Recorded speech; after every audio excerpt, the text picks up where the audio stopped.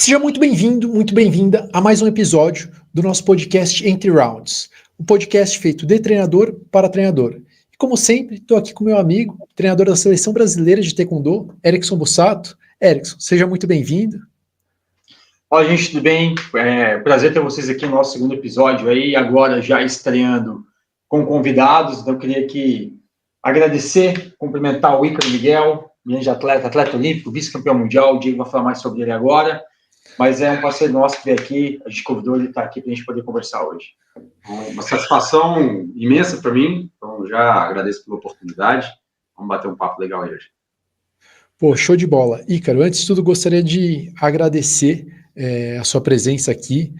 Gostaria que, para quem não te conhece, gostaria que você se apresentasse um pouco. Para quem não conhece, o Ícaro é atleta olímpico, vice-campeão mundial, enfim, tem medalha em campeonatos, Jogos Pan-Americanos, tem um currículo esportivo excelente e é um dos atletas mais disciplinados e comprometidos com o processo que eu já conheci dentro do Taekwondo Nacional, e acho que a lição de vida que ele vai trazer aqui hoje para a gente vai ser uma referência tanto para atletas quanto para treinadores que estão aqui.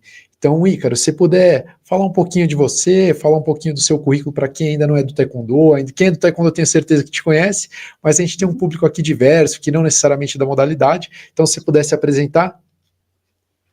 Eu comecei no Taekwondo muito cedo, né? Então, sou natural de Minas Gerais, comecei no Taekwondo aos 8 anos de idade, e com 19 para 20 anos ali eu já estava em São Paulo, treinando em uma das maiores equipes do país na época, na Nath Brothers, e antes disso conquistei grandes resultados ali com o mestre Lécio, no SESI, fiz parte da Seleção Brasileira Júnior, e depois que eu fui para São Paulo, cara, a minha mente, ela explodiu, assim, né? Então, eu gosto muito de falar que antes de entrar para uma equipe realmente de alto rendimento, eu aprendi a chutar. Depois que eu fui para uma equipe onde a galera trabalhava a mente, trabalhava coisas extra, o tatame, foi onde eu realmente construí a minha carreira, né? Então, depois disso, eu entrei para a Seleção Brasileira principal, fui campeão pan-americano algumas vezes, 2 vezes, né? Então, sou bicampeão pan-americano, conquistei medalha mundial, e hoje eu tenho medalha em todos os possíveis eventos dentro da minha modalidade, exceto a medalha olímpica, que a gente está trabalhando para ela. Então, 2028 ela está vindo aí, está no forno. E então é isso, cara. Eu vice-campeão mundial, fui o primeiro brasileiro da história a liderar o ranking mundial de Taekwondo e o ranking olímpico.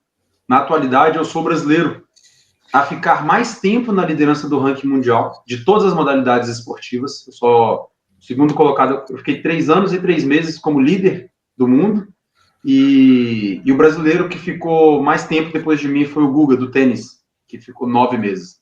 Então, esse é um feito que eu me orgulho de falar, porque realmente eu entendo que isso foi um processo, foi uma construção, né? Então, é isso. E foi trabalho, muito trabalho. Pô, isso é impressionante, eu não sabia desse dado de você ter sido brasileiro em todas as modalidades. Pô, isso é algo impressionante. E tem um detalhe que você não falou, mas que é extremamente relevante a gente tocar nesse assunto. Eu imagino que todas as vezes que você dá entrevista, as pessoas devem perguntar, mas para quem não conhece, o Ícaro não enxerga de um dos olhos. E a gente está falando de uma modalidade de trocação, uma modalidade de striking, onde você tem o campo visual completo aqui, e não é só a questão do campo visual, mas os 2 olhos, eles permitem a gente ter uma noção melhor de profundidade. Então isso daqui, numa modalidade que envolve controle de distância, é extremamente relevante. Aí a gente está falando de um cara que, ele acabou de falar os resultados competitivos dele, um cara que foi vice-campeão do mundo, se manteve primeiro do ranking mundial e olímpico durante 3 anos ali. Pô, fala um pouco pra gente de como você conseguiu lidar com essa questão, que tipo de mecanismo você utilizava, porque é algo que eu tenho certeza absoluta que isso impacta no desempenho competitivo, e você conseguiu se manter entre os melhores do mundo, que tem os 2 olhos aqui enxergando normal. Enfim, se puder comentar um pouco isso com a gente, que isso eu acho que é extremamente impressionante, cara. Não, deixa eu contextualizar então primeiro, antes de falar de como eu resolvi esse problema, né? Eu sempre encarei assim a minha deficiência como um problema que eu tinha que resolver. Então, pô, tem um problema aqui, eu preciso solucionar esse problema. Ao invés de ficar falando, eu sou sou gordo e é isso aí. Tá ligado? Pô, você é gordo, tá incomodado ali com a gordurinha que tá ali, cara, então bora resolver esse problema, né? Então, a minha cabeça, antes de falar sobre isso, deixa eu voltar um pouquinho e tirar a curiosidade da galera aí, que é uma pergunta que todo mundo me faz, como que foi? O que aconteceu, né? Quando eu tinha 6 anos de idade, eu sofri um acidente doméstico. A minha mãe, a gente tinha passado o dia ali na casa de um amigo, e eu na piscina ali o tempo todo, churrasco e tal. Quando a gente voltou em casa, meu olho estava muito vermelho por causa do cloro da piscina, né? Criança, pô, entra cloro, areia, quando tem piscina, não tá nem aí. Eu sempre fui meio bagunceiro, assim, então é terra, areia, não tava nem aí pra nada, passa a mão aqui, tá tudo certo. Então, quando eu cheguei em casa, meus olhos estavam muito vermelhos, e aí minha mãe foi lavar os meus olhos e das minhas irmãs também na época, né? Então ela chegou, pingou água boricada no meu olho, pingou nas minhas irmãs, pingou no meu olho, e aí eu falei pra ela, nossa, mãe, tá ardendo. Ela pegou a água boricada que ela tava na mão, pegou e falou, vou jogar essa água boricada fora. Foi lá, jogou a água boricada fora, porque ela tava velha, né? Ela meio incomodada ali, porque tava um pouco velha, falou, vou pegar uma nova que eu acabei de comprar.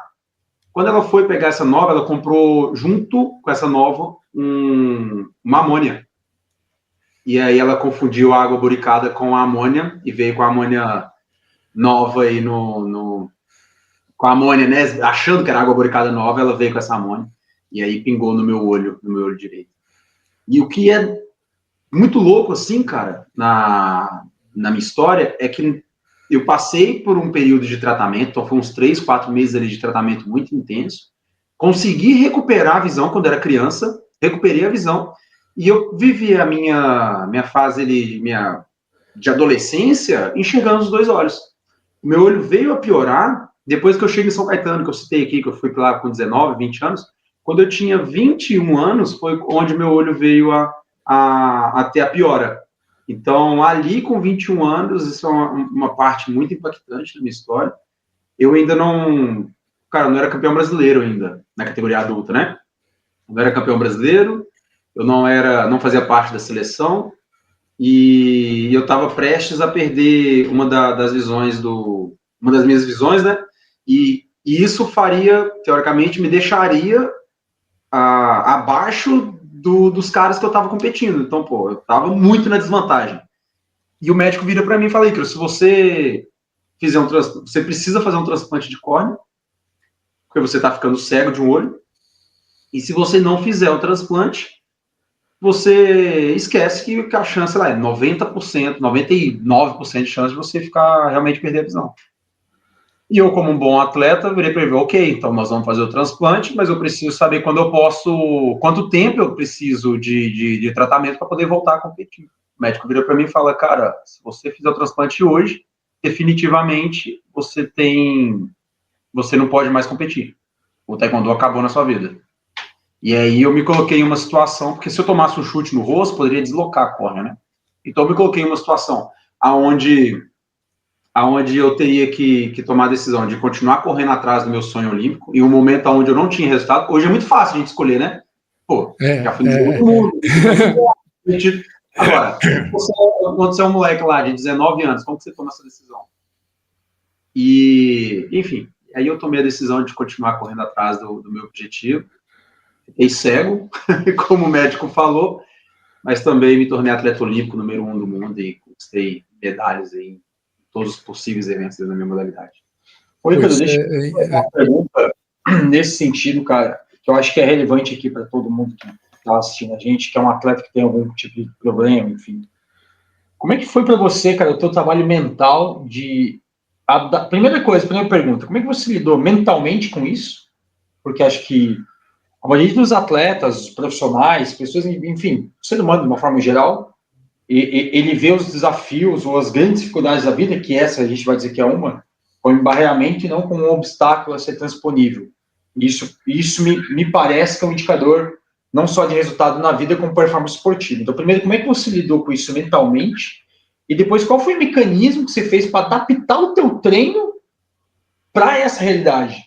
Porque aquilo que o Diego falou, você tem um campo de visão menor, a noção de profundidade muda, e numa modalidade striker, onde a distância é o que define quem ganha o jogo, algo que a gente já discutiu, inclusive, no nosso primeiro episódio aqui sobre distância, Como que você conseguiu, então, primeiro, lidar com isso a nível mental, e depois como você conseguiu treinar e adaptar teu treino para continuar obtendo resultado? Pergunta boa, hein? Muito boa. Essa é a ideia. Eu tô curioso aqui também. Tô doido para saber. A primeira... Sempre que quando a gente tem um problema, e isso aconteceu comigo, a primeira coisa que a gente precisa entender, cara, é aceitar que isso está acontecendo. Aceitação. Então, exatamente, é aceitação. Então, assim, cara, teve um momento, nesse período que eu tomei a decisão ali e tal, de continuar no Taekwondo, eu me questionava muito, cara, por que isso estava acontecendo comigo. Sabe, cara, lamentando mesmo. Eu fazia que eu falei, cara, por que todo mundo enxerga dos dois olhos e eu não enxergo? Por que só eu que sou assim? Por que isso tem que acontecer comigo? Entende, cara? Então, o primeiro ponto, velho, é eu mudar essa minha mentalidade. Eu tive que fazer isso. Eu mudar essa minha mentalidade e falar, cara, beleza. Não é o porquê que isso foi acontecer comigo. A questão é que aconteceu. Então, a partir de agora, como que eu tenho que lidar com isso para isso não interferir mais na minha vida? Entende? Então, o primeiro ponto foi esse, foi eu aceitar que aquilo aconteceu, não importa o porquê que aconteceu, mas aceitar que foi daquela forma e mudar a direção do meu pensamento. Uma visão um pouco estoica, se nós podemos falar assim. Sim, né? Com certeza. Que não é aceitar no nível de conformismo, né? Uhum. Mas aceitar no nível de compreender que aquela nova realidade e com isso tentar traçar novas estratégias com aquela realidade. Seria mais ou menos isso? Exato. E pegando isso daí, cara, o fato de eu estar aceitando não significa que eu estava acertando o meu adversário, né? Perfeito. Porque, cara, eu tava com um problema ali, né? Cara, eu tinha um problema que, pô, eu sentia... A galera que não é do Taekwondo, vou só exemplificar. Talvez a galera já tenha feito alguma luta aí. Mas, principalmente quem for faixa colorida, alguma coisa, se a gente assistir uns atletas um pouco mais inexperientes, a gente percebe, cara, que essa galera, ela vai chutar, acaba dando uma canelada, ou ela vai chutar e aí chuta na frente. Então, meio que sai aquele monte de coisa, um monte de técnica, e acaba não saindo nada. Ninguém faz. Por isso faixa preta não gosta de lutar com colorida. Exatamente. Porque o cara, ele erra muito, ele chuta perna, ele chuta, enfim. Quando tudo isso aconteceu, eu me encontrei nessa situação. Eu sentia, cara, como se eu tivesse regredido, sei lá, 10 anos na minha carreira. Eu falei, cara, parece que eu sou faixa branca, eu não consigo acertar os caras. Eu tava numa distância, o cara me chutava, eu falava, aqui não pega. Eu ficava parado, e pá, no meio da cara. Eu falei, meu Deus. E uma situação assim que às vezes, cara, eu levantava o braço, tá rindo do quê, cara? É que aqui não pega e pega, me pega. Às vezes o cara chutava, eu levantava o braço, não vai chegar. Eu abaixava, tipo, tem situações, tipo, de eu levantar o braço e abaixar, o chute chegar, tá ligado? Então, assim, o cara tava vindo com o chute, eu falava, não, tá de boa. Pá, tomar chute. Então, eu me encontrava nessa situação. E quando eu parei, vamos usar a palavra aqui de vitimizar, quando eu parei de me vitimizar, tipo, ficar questionando o porquê e tal, eu comecei a pensar em como eu resolveria esse meu problema. Eu falei, cara, eu tô com um problema aqui que eu não tô mais acertando a galera e eu tô tomando um monte de ponto. Então, a primeira parada é essa. Eu não sabia, Diego, como eu faria para resolver isso. Eu não tinha base científica, eu não fazia ideia, ninguém ao meu redor nunca tinha vivenciado algo parecido. Na minha cabeça, cara, vai ser tentativa e erro. Eu vou resolver essa porra. Então a pegada foi essa. E aí eu comecei a fazer umas loucuras, cara. Eu comecei a ir, treinava, né, de manhã e de tarde, junto com toda a equipe normal, o treino lá que a gente fazia. E à noite eu ficava para mais um treino. E aí eu treinava sozinho junto com a minha esposa, hoje, atualmente, minha esposa, né, com a minha namorada. Na época era só peguete, mas já estava ali direcionado. Ela vivia dando em cima de mim, mas enfim, não é o assunto agora. Ela vai ver isso, tá? Alguém vai dormir na sala hoje. Talvez. E então, pô, aí eu ficava para um terceiro treino, e, cara, às vezes eu tampava meu olho esquerdo, que é o olho que eu enxergo, ficava pedindo ela para me chutar, e aí eu ia defendendo. Eu pedia ela para ficar fazendo movimentos, por exemplo, a gente usando a raquete, né? Qual é o público que a gente está conversando aqui, mano? Normalmente são atletas de taekwondo? Não, atletas de luta, de uma forma geral. Tá, atletas de lutas, beleza. Então, pô, tô indo para a manopla, estou movimentando aqui a manopla, pedi a ela para ficar movimentando a manopla de maneira aleatória. não aleatória, é fixa, assim, o mesmo movimento. Como seria isso? É o mesmo movimento, então, tipo, para frente e para trás aqui, sem mudar tempo, sem mudar nada. E aí eu fixava um tempo exato ali e eu precisava acertar a raquete exatamente naquele tempo. Então, por exemplo, quando eu estivesse com o braço esticado, eu tinha que acertar a raquete. E eu mudava a minha distância. Então, pô, ficava um pouco mais para trás e aí ela vai ficar aqui. E aí eu acertar. Beleza. Quando eu tinha um número X lá de acertos que eu tinha estabelecido, eu mudava a distância e eu precisava acertar. Então, cara, eu fui criando alguns mecanismos no meio desse caminho para conseguir adaptar. E aí as coisas foram melhorando, né? Fui conseguindo corrigir e tal, então foi crescendo, foi evoluindo. Dentro do treino, cara, isso é uma parada porque eu acho que eu falei uma vez só, e isso nem foi para a internet ainda, isso vai daqui a pouco. Isso no off eu te conto depois, tá? Mas, cara, tinha uma parada que eu fazia que foi muito mental, assim. Então, tipo, todas as vezes que eu chutava meu adversário, eu chutava na frente, né? Isso acontecia muito, de errar a distância, assim, e passar na frente. Qual que foi uma forma que eu adaptei?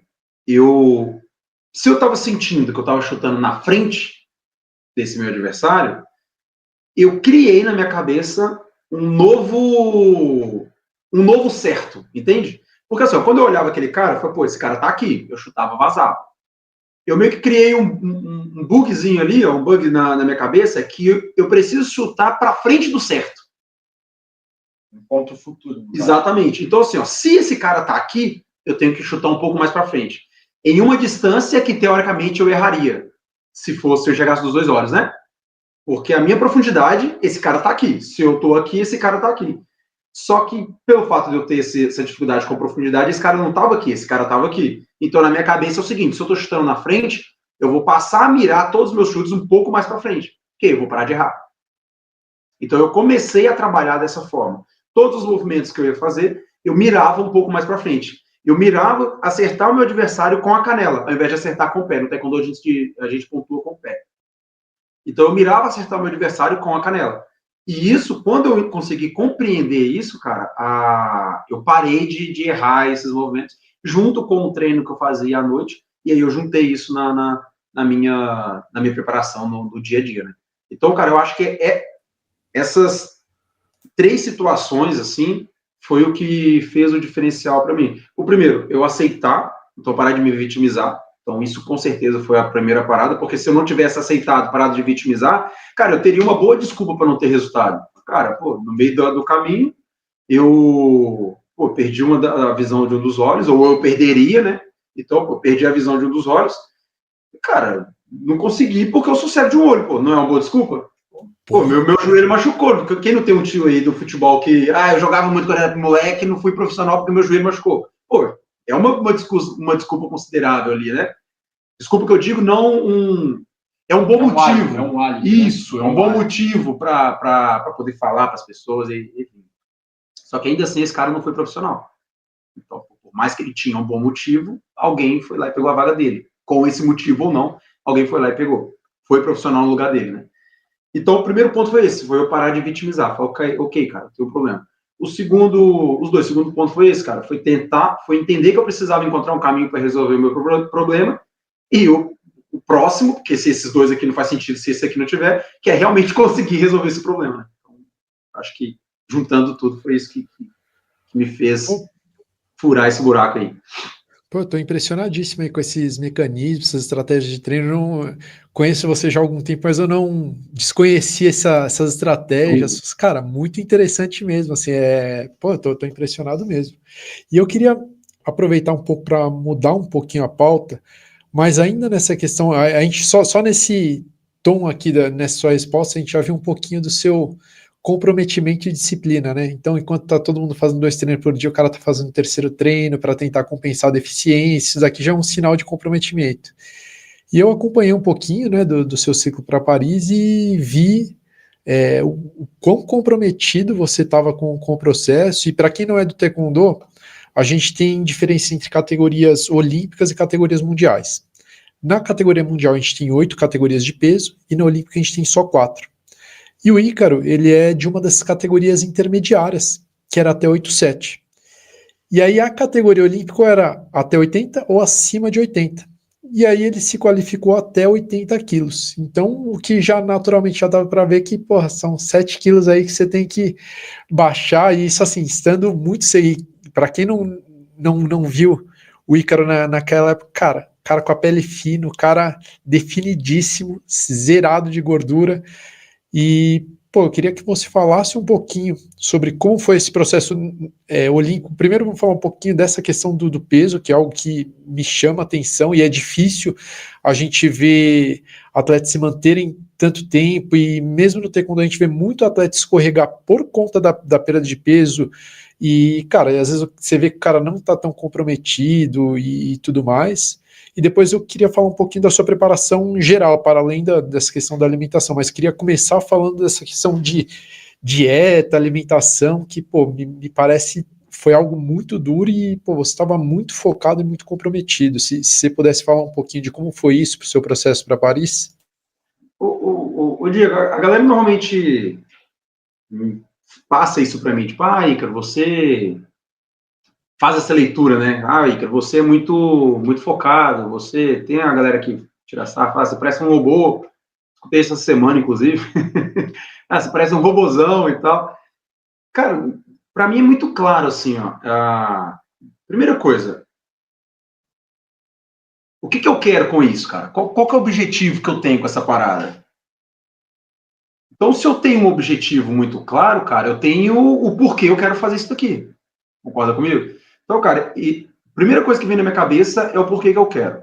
Então, se eu estabeleci esse objetivo, o próximo passo é eu saber como eu vou alcançar esse meu objetivo. Então, se eu já sei o que eu quero, e eu já sei o que eu preciso fazer para alcançar esse objetivo, cara, é só fazer, velho. E a galera fala, mas como que você consegue ser tão focado? Cara, não é questão de querer ser ou não. Para mim, não faz sentido a pessoa falar que quer algo. É de verdade, tipo assim, eu não consigo compreender a parada. A pessoa fala que quer algo, ela planeja, ela dedica a sua vida, ela faz compromisso com outras pessoas e simplesmente não cumpre o que foi planejado, tá ligado? Então, tipo, não é questão de ser disciplinado ou não. É só fazer o que precisar fazer. Entende? A minha cabeça, ela funciona dessa forma. Se eu tenho que... Mas é real, pô.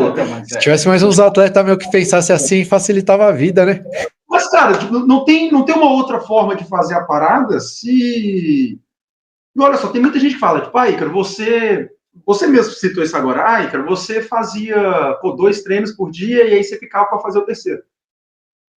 Mas não era isso que precisava, tá ligado? Então, tipo, na minha cabeça não faz sentido, não fazer esse terceiro treino, porque, pô, se naquele momento eu precisava do terceiro treino, tá ligado? Então, tipo, eu não consigo entender aonde o que passa na cabeça da galera de deixar de fazer aquilo que vai conduzir ela para aquilo que ela quer, tá ligado? Sim, não, eu super entendo.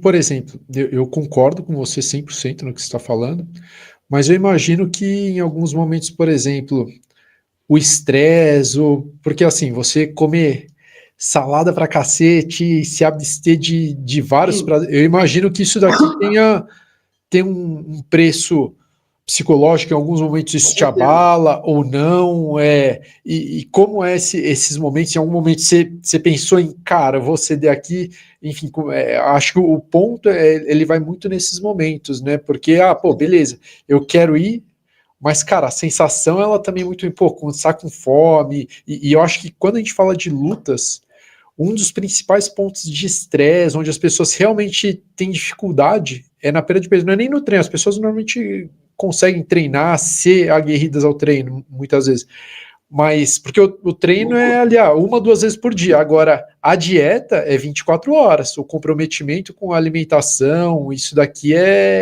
não tem uma folga, né, o treino você treina ali, é duro e tal, mas beleza, depois você descansa, e é algo que, pelo menos em teoria, se é atleta, você gosta de trocar porrada, você gosta minimamente daquilo, por mais que, putz, às vezes tá cansado, fadigado, não tá afim, agora, a dieta, cara, não tem um descanso, isso acaba cobrando um preço de estresse mesmo, de você abdicar de tudo, enfim.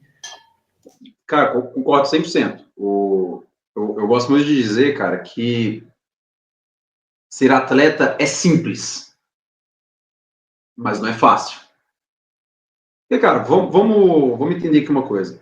Para eu ter bons resultados no esporte, seja o esporte que for, cara, eu preciso fazer só 3 coisas, pô.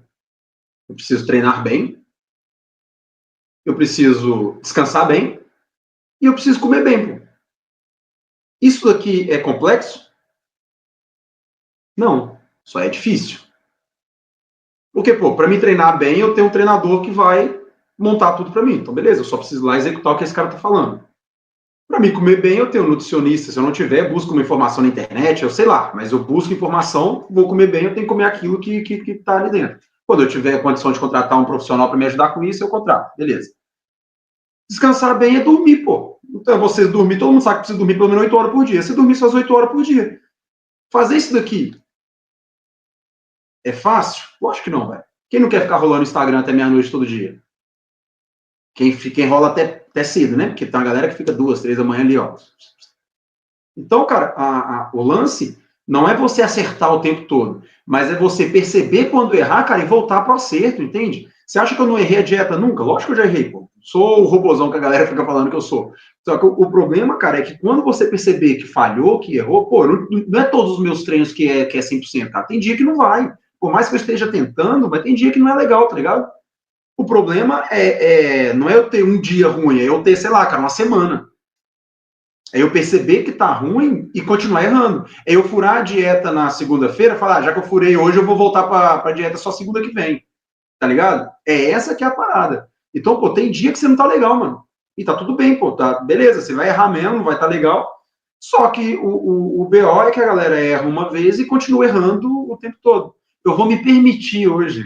Essa que é a porra. Eu vou me permitir. Pô, não tem essa. Quando o cara fala, vou me permitir. Cara, se você quer atingir um lugar, é isso que é o foda pra mim. Se você quer atingir um lugar aonde, cara, pouquíssimas pessoas chegaram, não tem essa de você se permitir. Quanto mais você se permitir, cara, mais longe você tá chegando. Se você tá se permitindo hoje, daqui, cara, provavelmente alguém não se permitiu, tá ligado? É isso que eu penso. Então, pô, se tem uma parada, vai lá e faz o que tá ali planejado, pô. Pra mim muito óbvio. É fácil? Não é, mas é isso que você quer, é isso que você planejou, então vai lá e faz. Cara, tem uma frase que eu adoro, assim, que a gente fala, tanto cara não tem dieta quanto treino, né, que é a história de se permitir, né?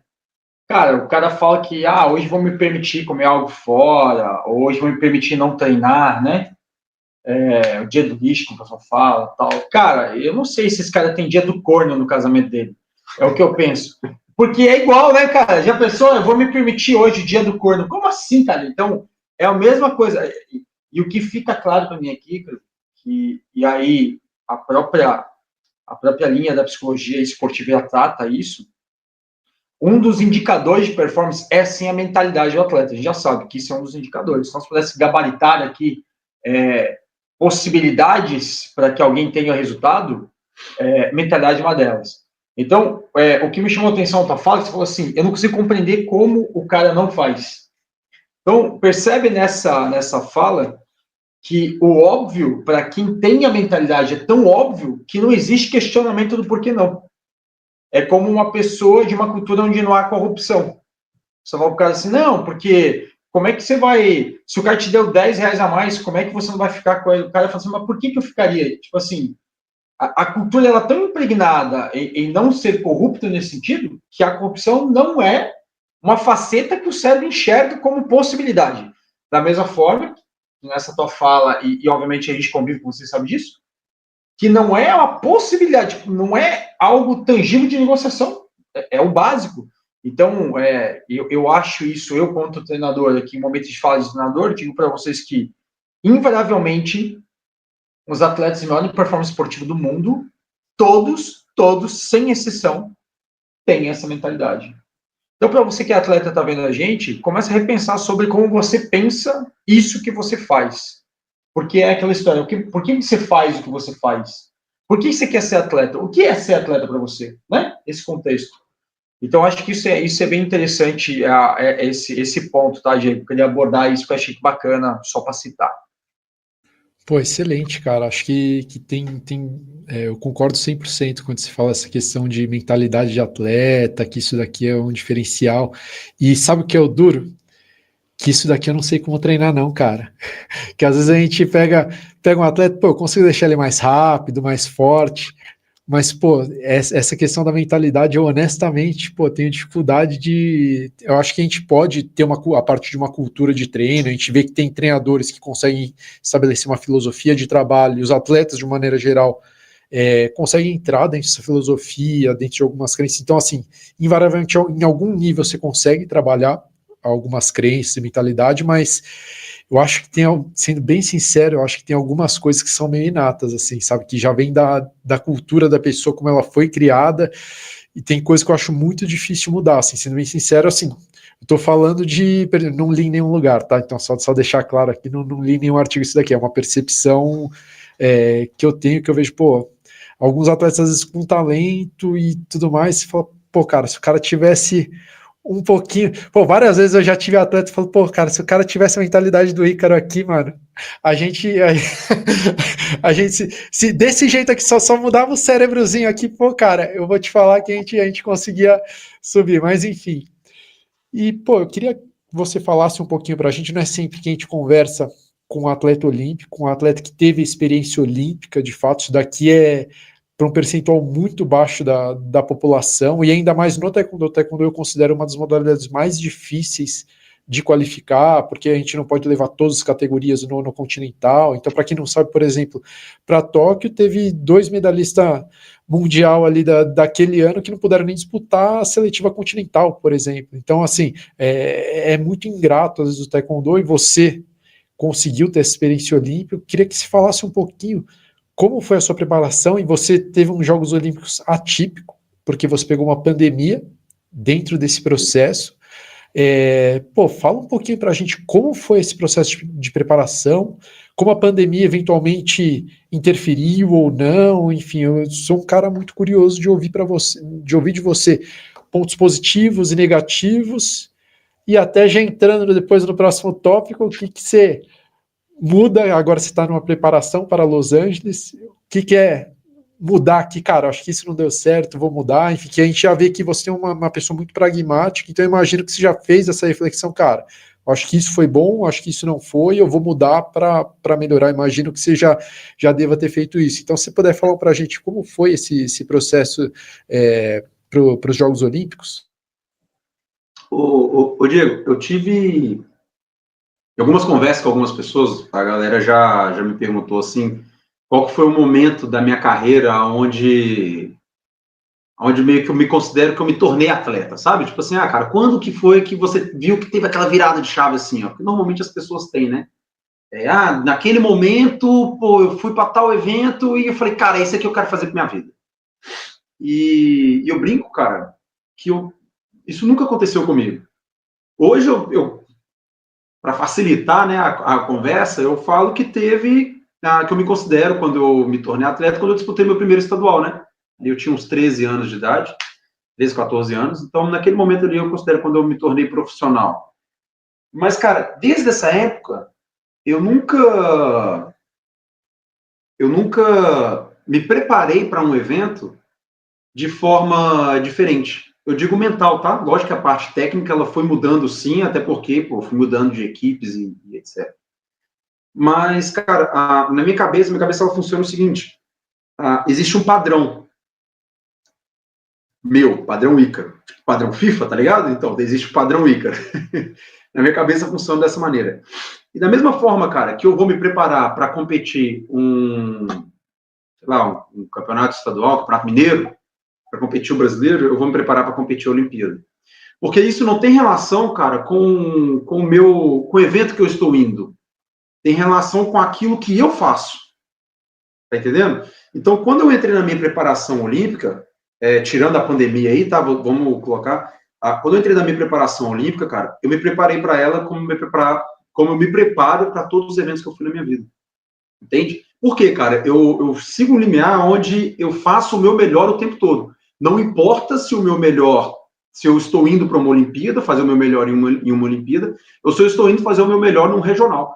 Entende? Então, na minha cabeça é o seguinte, cara, é esse padrão. Eu não sei fazer de outra forma se não for seguir esse padrão. É o meu melhor aqui e é o meu melhor quando eu estiver no principal evento do mundo. Então, eu segui a minha preparação olímpica, ela foi muito difícil, sim.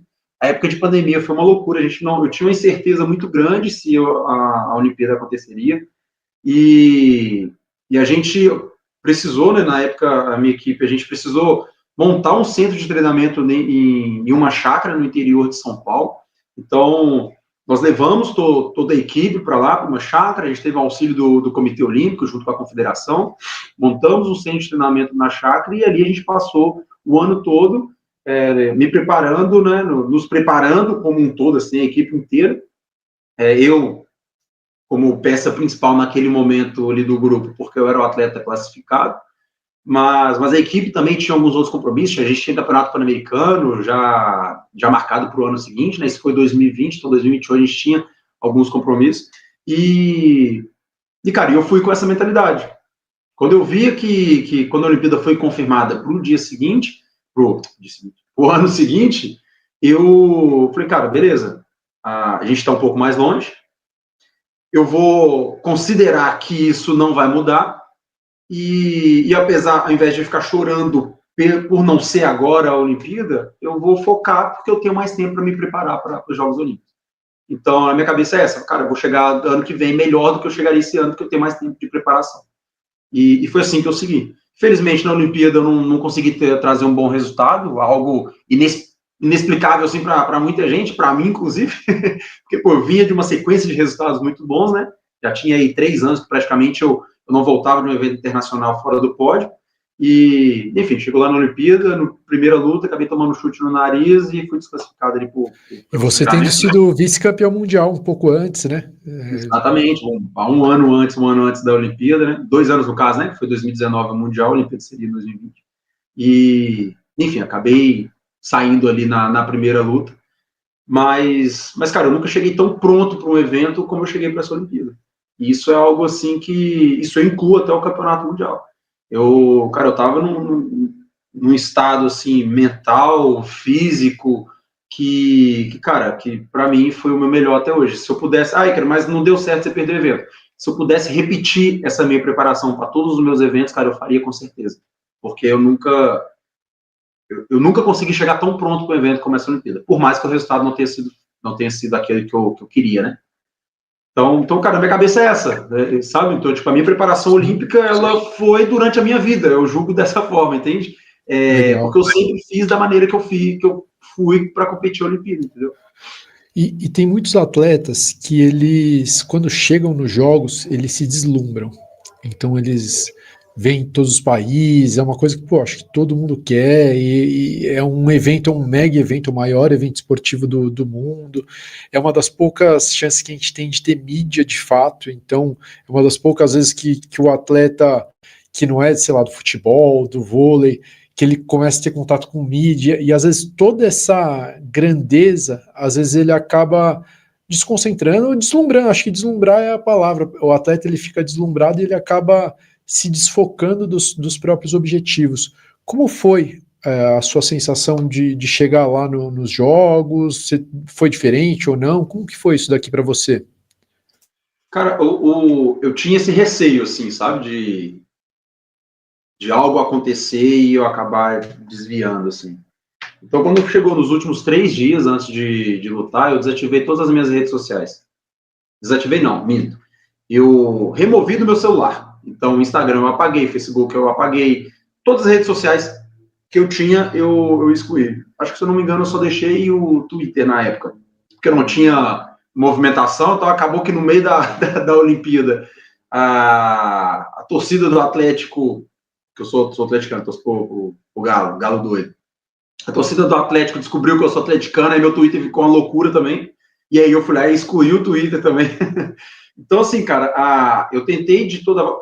Cara, eu acredito que é o seguinte, aquilo que eu fiz a minha vida toda é o que vai me conduzir no momento da cereja, sabe? É o que vai me trazer o grande resultado no momento certo. Se naquele momento, cara, eu fizer algo diferente, isso é o que eu acredito, naquele momento, se eu fizer algo diferente, aquilo que eu estou acostumado a fazer no meu dia a dia, possivelmente isso vai dar errado, porque o meu cérebro, ele não está acostumado a vivenciar aquilo.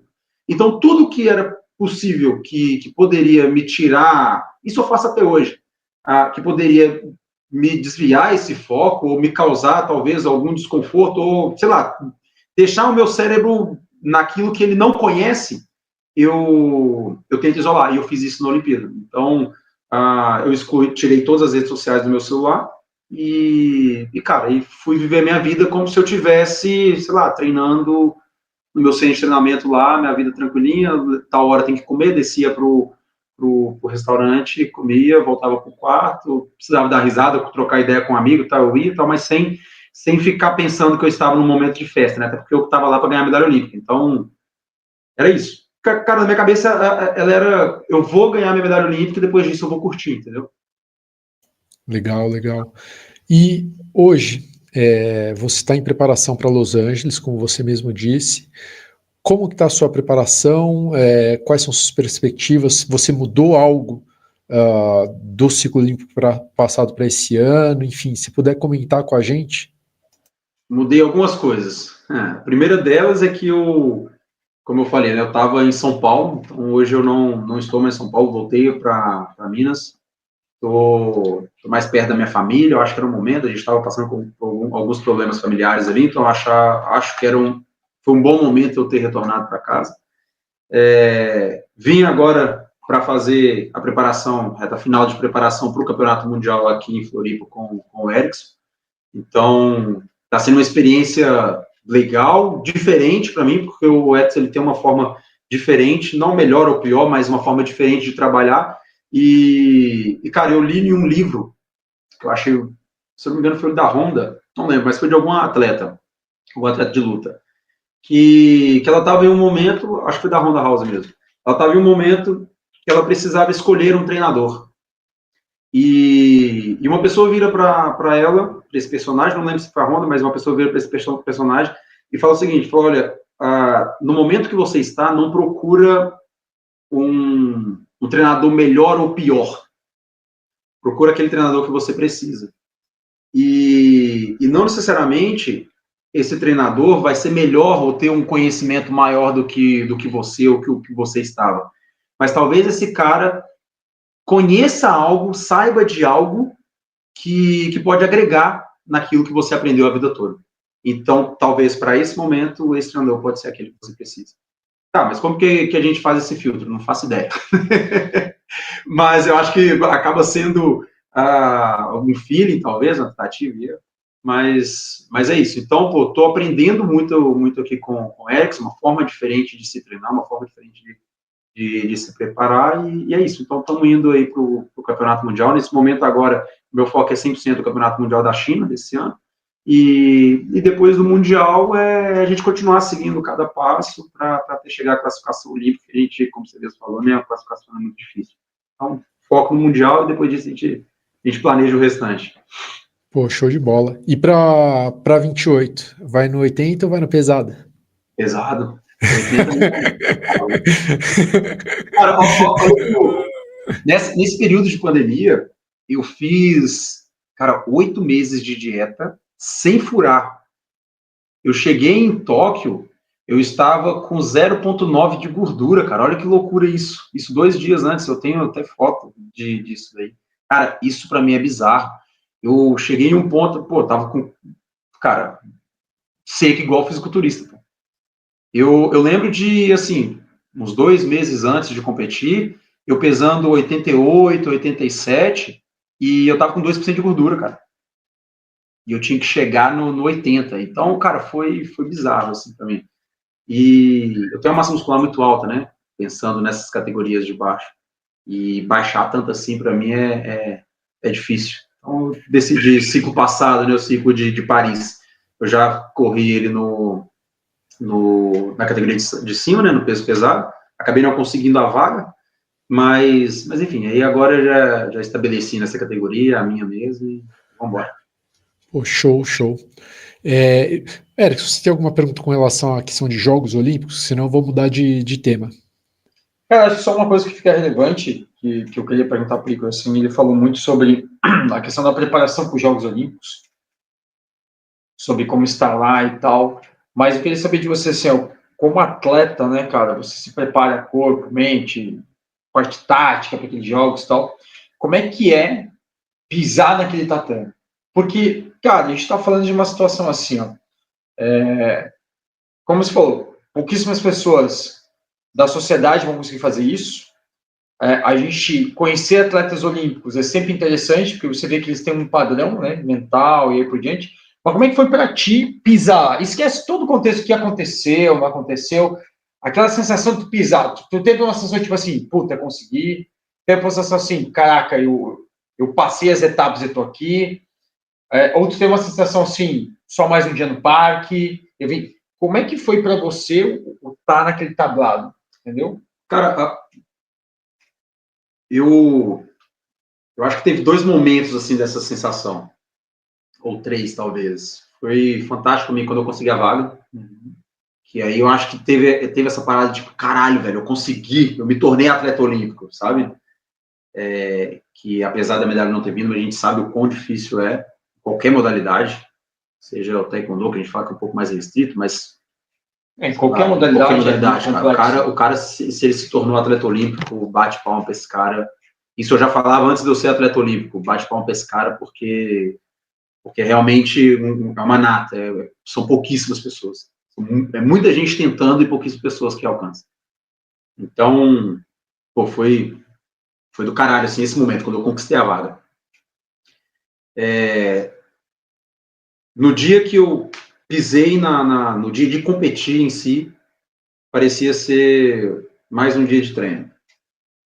Isso, pra mim, cara, é muito louco, porque acho que talvez eu sentiria essa parada se eu tivesse chegado ao pódio, se eu tivesse sido campeão olímpico, porque na minha cabeça, cara, eu simplesmente queria chegar lá e trazer o meu ouro olímpico para casa. Foi aquilo que eu trabalhei a minha vida toda. Então, naquele momento, para mim, posso dizer que foi até um pouco decepcionante, porque o que eu queria eu não consegui alcançar, por mais que eu estava concretizando um sonho, um objetivo ali da minha vida toda. Então, naquele momento ali em quadra, foi cara, tipo, só um dia de taekwondo. O mesmo taekwondo que eu luto no meu estadual, eu lutei lá na Olimpíada. Não teve nada, assim, impressionante de deslumbrar e etc. Pós-Olimpíada, eu senti isso daí. Quando eu cheguei em casa, quando eu tirei o foco da luta em si, eu fui ver ao redor tudo que havia acontecido, aí para mim foi impressionante. Falei, caramba, olha onde eu consegui chegar, olha onde que meu nome ecoou. Então acho que foram 3 momentos, assim, 3 sentimentos, né? Um sentimento de realização muito forte quando eu consegui a vaga, e um sentimento de mais um dia de taekwondo, e logo depois um sentimento de realização novamente, né? De realmente perceber tudo aquilo que eu havia construído. E pegando só esse gancho, acho que mais uma coisa que, pô, eu acho que nunca te fiz essa pergunta, cara. E é o que a gente conversa. Eu acho que é uma pergunta que é uma pergunta bem pontual, assim, tá? Então, o que a gente fazer aqui, assim, como você é uma pessoa extremamente focada, extremamente dedicada nesse contexto, e você não alcançou o seu objetivo, certo? Você não alcançou. E aí deve, com certeza, haver um processo de frustração. Mas como você conseguiu lidar com levantar da cama no próximo dia? Porque isso é algo que eu achei interessante, cara. É normal, né? É normal na nossa sociedade você focar o cara que ganhou. Então você tem um monte de documentários, por exemplo, do campeão olímpico. Você vai ter um monte de coisa. Mas o que eu, como treinador, também penso, reflito, estudo, é o que acontece com aquele cara que não ganhou a medalha olímpica. Quer dizer, até o dia, todos fizeram a mesma coisa. Todos foram muito bons, muito importantes. Tinha um nível de, talvez, equipariedade de desenvolvimento para estar lá. E eu não vou entrar em detalhe, que tem continentes que é mais fácil classificar. Eu não vou entrar nessa teoria, né? Então vamos colocar numa forma global. Mas como é que foi para você, com a tua mentalidade, no outro dia acordar e falar, cara, não deu? Como é que é levantar da cama nesse outro dia? Cara, frustrante. Não vou ser hipócrita, falar que eu levantei outro dia sorrindo, vamos treinar. Não foi, pelo contrário. Eu passei por uma fase bem difícil, assim, ao ponto de eu ficar na época eu ainda treinava em São Paulo, né, em São Caetano do Sul, eu ficar uns 30 dias em casa, assim, na casa dos meus pais, né, fui para casa e tal.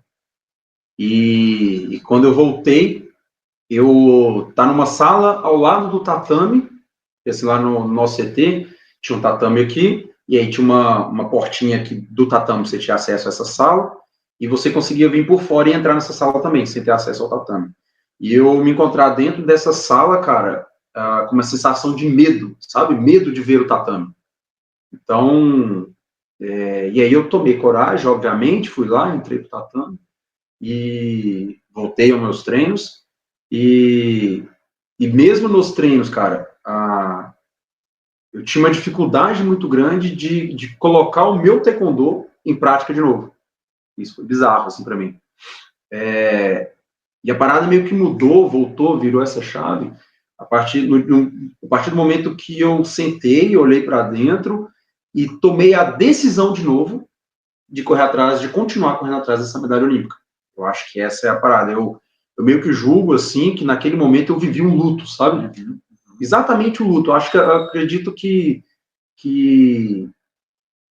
o mesmo sentimento que a gente tem, claro que com dadas proporções, etc., mas o mesmo sentimento que a gente tem quando se perde um ente querido, ou, enfim, foi esse sentimento que eu tive naquele momento. Foi, cara, tudo que eu fiz, que eu trabalhei a minha vida toda, não valeu a pena. Não é que não valeu a pena, né? Mas eu fracassei nesse momento. Mas talvez essa é a sensação que corrói, né? Então, tipo, esse pensamento. Exatamente. E aí eu me questionei, eu falei, cara, eu vou fazer de novo, eu estou disposto a pagar todo esse preço que eu paguei, e se sim, não tem uma outra forma de ser feito, porque é isso que eu acredito, se eu decidir realmente pagar esse preço de novo, eu vou realmente pagar o preço, porque não tem outra forma de ser feito, isso é o que eu defendo e que eu acredito, e se não, eu vou colocar essa mesma energia em alguma outra coisa, porque eu só sei viver dessa forma.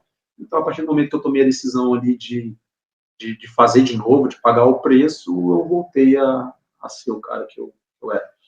Cara, tu vê por que isso é importante pô, eu te agradeço você falar isso pra gente, porque muita gente pode estar assistindo a gente aqui, e as pessoas não compreendem muito essa questão que a gente fala do atleta olímpico, né? Essa tomada de decisão, ela não é tomada simples, no sentido, tá, vamos de novo, porque quando você fala vamos de novo, você está falando de no mínimo mais 4 anos da tua vida, e as pessoas não conseguem tangir emocionalmente qual é esse impacto. Então, pense que você já abriu mão da tua vida, sei lá, porque a gente fala de um ciclo olímpico, para ir para uma Olimpíada, o cara não caiu na Olimpíada. Tem um ciclo atrás, pelo menos, né? Então, você está falando de 4, 5 anos de trabalho ininterruptos, com um único objetivo todos os dias, quando você levanta da sua cama, que é a busca pela vaga olímpica, que é a medalha olímpica, é a dedicação total e 100% com todas as suas forças mentais, físicas, psicológicas para aquele objetivo. E o objetivo não deu certo. Frustração, luto. Eu acredito, e tudo que eu li até hoje, já estou responsável por isso, se equipara ao luto de uma perda de um ente querido. Porque morre contigo uma parte da tua vida. Essa percepção que as pessoas têm. E tomar a decisão de ir de novo é, para mim, um dos maiores atos de coragem que um ser humano pode tomar, porque você não está falando, vamos de novo, levanta um dia, uma segunda-feira e faz a segunda-feira. Não, não é sobre isso. É sobre mais 4 anos de abdicação. É sobre mais 4 anos de dedicação. É sobre mais 4 anos de dieta, 4 anos longe da família, 4 anos vestindo, 4 anos viajando. Então, quando a gente fala, e eu sou muito fã das pessoas que trabalham comigo, eu tenho esse orgulho da minha vida e o prazer de trabalhar com pessoas ao qual eu tenho orgulho de estar ao lado delas, cara. E o atleta olímpico é um cara, gente, para todo mundo que está vindo aqui, e eu vou além, aqui no Mundo das Lutas, o atleta de um grande evento de MMA, como, por exemplo, o UFC, Striker, aí por diante, atleta, sei lá, de um evento de trocação, tipo K1, um atleta do jiu-jitsu que compete em Abu Dhabi, seja qual for esse atleta que está entre os melhores do mundo. Se você tiver entre os melhores do mundo em jogo de bolica, você é um cara muito bom, tá? Vou deixar claro para tudo. E essas pessoas, esses senhores e senhoras, são super-heróis da vida real. Não é a Marvel, tá? Não é o superpoder, não. Esse é o superpoder da humanidade. Capacidade de resiliência, foco e reconstrução de algo novo. Porque, como eu falei para vocês, não é um dia. Não fala assim, hoje meu emprego não foi legal, não, sei lá, passei um problema no meu emprego com alguém da minha repartição ou com o meu chefe. Levantar segunda-feira e de novo. Você não está falando sobre uma segunda-feira. Você está falando sobre 52 semanas no ano, sobre 4 anos de tudo aquilo de novo. Então, pô, cara, te parabenizar por ter aberto isso com a gente, porque talvez você, um atleta que acabou de perder uma luta importante na tua carreira, talvez você, treinador que acabou de perder um resultado esportivo importante na tua carreira, possa estar nesse processo de luto. É normal, siga, persista, porque você vai passar por esse processo, e se for realmente do teu coração, do que você quer perpetuar, do que você faz, faça. Então, faz um favor para mim, faz um favor para você aí. Não desiste, cara. Tenta de novo.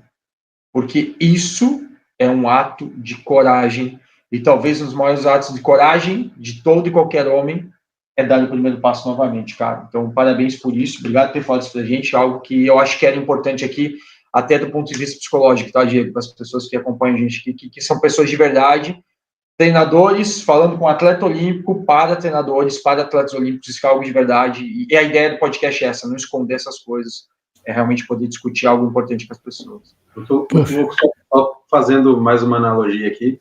Tudo isso que você falou, Erickson, é super verdade. E no final eu acrescento algo, que a gente passa por mais 4 anos, toma uma decisão super difícil, sem ter a certeza do resultado daqui 4 anos. Então, se a gente faz essa comparação de que o Ícaro perdeu um ente querido lá na Olimpíada que eu fui, pode ser que eu perca outro ente querido na próxima Olimpíada, entende? Então, mesmo fazendo tudo de novo, eu não tenho certeza se esse resultado vem, se essa medalha olímpica vem. Então, enfim, é fácil? Não é, cara, mas se fosse fácil, tinha um monte. E eu vou além, e eu acho que isso não é nem sobre vitimização, não, cara, isso é vida, cara. As pessoas falam mal da alta performance, isso é algo que me incomoda no nosso país. As pessoas não veem alta performance de boa qualidade. Cara, alta performance é vida. Eu não consigo compreender, na minha mentalidade, como a gente conversou, como você falou antes também, não consigo compreender as pessoas não entenderem que alta performance é uma escolha. Só que essa escolha é diária. É só isso. É só você tomar uma escolha, como qualquer outra. Pô, fiquei até sem palavras aqui. Gostei muito dessas colocações que vocês fizeram. E acho que muita gente não tem muita noção do quão desgastado chega o atleta ao final de um ciclo olímpico. Assim, eu já conversei tanto com pessoas que não medalharam, quanto com pessoas que medalharam nos jogos, e mesmo quem medalha, perguntei, e aí, o que você vai fazer? Cara, não sei, eu preciso de um tempo.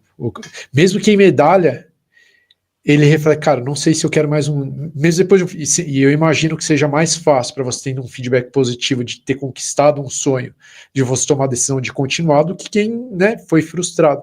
Mas mesmo quem medalha, pô, eu já conversei com mais de um medalhista olímpico, logo após o ciclo, tá naquele momento, pô, acabou de ganhar, pô, e aí, o que você vai fazer agora? Eu falo, cara, não sei, eu preciso de um tempo para refletir, porque foi muito desgastante. É loucura, é verdade isso que você tá falando, Diego. Quem foi a mina da ginástica que foi campeã olímpica, estava em mais uma final e ela desistiu? A Biles, né? É Biles. É a Biles. Cara, olha que loucura, ela já estava com 2 medalhas e ela toma a decisão de simplesmente não competir uma final, pô. Mas como assim, cara? Você tá na final, já tá na competição. Então, cara, eu sendo atleta e tendo vivido isso, eu compreendo, assim, sabe? Entregaria a final? Nunca, nem fudendo. Mas eu consigo entender ela.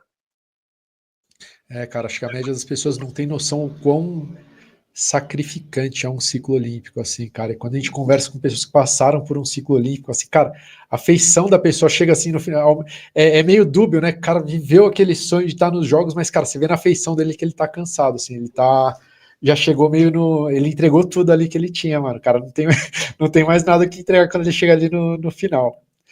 Você tem mais alguma observação para falar com relação a jogos, Erickson? Não, eu acho que isso foi importante que tivesse o ciclo com esse entendimento aí, Diego. Show. Eu queria mudar para a nossa última pauta aqui, a gente também já está com 1 hora aqui de podcast, também não quero estender ele tão longamente. O Ícaro, ele é um cara que eu sei que ele tem outras fontes de renda, ele é um cara que tem uma veia empreendedora, e pô, eu acho que isso seria um assunto muito interessante para a gente conversar, porque como média dos atletas, eles né, eles veem só a possibilidade das bolsas que a gente tem no Brasil, e é legal que a gente tenha as possibilidades de bolsa, que isso daqui é um diferencial que a gente tem no nosso país, mas, pô, eu queria que você falasse um pouquinho sobre essas outras formas de captação de recurso que você tem, como que você enxerga essa questão de ser empreendedor também, porque eu acho que o atleta, ele conseguir ampliar um pouquinho mais os horizontes dele, pode ser algo extremamente relevante até para tomar decisões, porque muitas vezes o atleta chega no final de carreira e ele não tem mais nada, cara, isso é muito triste, assim, quando ele faz uma transição de carreira, ele não tem mais nada, e, pô, quando você se estruturou ao longo da sua carreira para ter outras coisas e tudo mais, pô, eu acho que você consegue tomar decisões com muito mais calma, assim, você não se mantém no esporte, se mantém porque você quer, não é porque você se mantém porque, cara, eu só sei fazer isso da minha vida, não tem mais nada da minha vida, né, eu acho que são coisas diferentes, né, então se você puder falar um pouquinho sobre isso. Pô, Diego, muito legal essa frase sua, cara, você se mantém no esporte porque você quer.